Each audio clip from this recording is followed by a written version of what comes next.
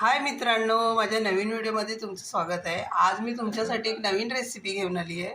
मी बनवणार आहे मटर paneer gravy. So माझा व्हिडिओ पूर्ण बघा तुम्ही। तर मी हे वाटाणे घेतलेत भिजवून, त्यानंतर 2 पॅकेट पनीरचे घेतलेत मी, म्हणजे 200 ग्रॅम।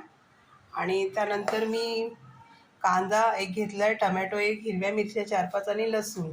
सो आता मी बाकीची सामग्री तुम्हाला नंतर दाखवणार आहे। आता मी कांदा, टमॅटो आणि हिरवी मिरची, लसूण मिक्सरच्या भांड्यात टाकलेलं आहे।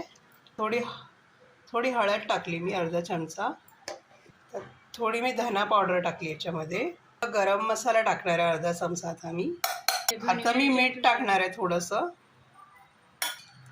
आता मी ही लाल मिरची टाकणार आहे, फक्त लाल मिरची वाटून ठेवलेली आहे मी, मीठ आणि लाल मिरची। आता हे 1 चमचा घेतले लाल मिरची मी। आता हे खोबऱ्याचं वाटण आहे, फक्त खोबरं वाटून ठेवलेलं आहे मी। 1 चमचा खोबऱ्याचं वाटण घेतलेलं आहे, कारण हे मी वाटून ठेवते, स्वयंपाकाला पटकन उपयोगी येतं। आता मी हे मिक्सरला वाटून घेणार आहे बारीक। आता आपला मसाला वाटून झालेला आहे। आता मी पनीर कट करणार आहे। आता आपले पनीर कट झालेले, आता मी हे फ्राय करून घेणार आहे। आता आपले पनीर आहे भाजून, आता आपले पनीर भाजलेत, आता मी थाळीत काढून घेणार आहे। आता आपले पनीर मी काढून घेतले थाळीत, मसाला भाजायला टाकला। आता हा मसाला अगोदर मी भाजून घेणार आहे छानपैकी, तुम्ही बघू शकता। आता आपला मसाला भाजून झाला आहे, तुम्ही बघू शकता। आता याच्यामध्ये मी वाटाणे टाकणार आहे। आता मी वाटाणे पण टाकले। आता हे दोन्ही मसाल्यामध्ये एकजीव करून घेणार आहे।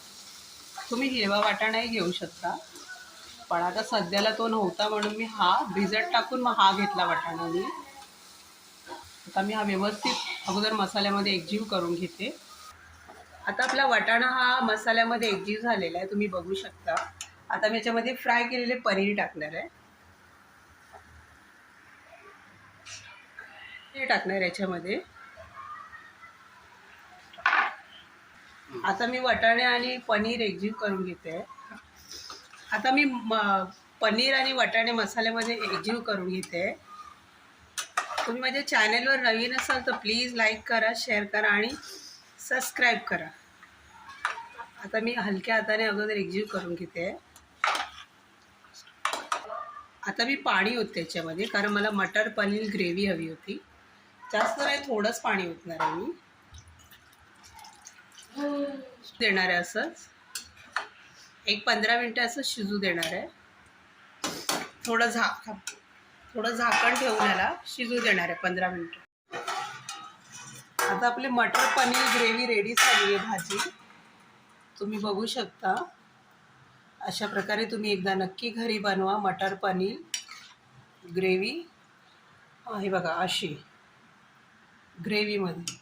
व्हिडिओ आवडला तर प्लीज लाईक करा, शेअर करा, सबस्क्राईब करा मित्रांनो। कमेंटमध्ये मला नक्की कळवा। धन्यवाद।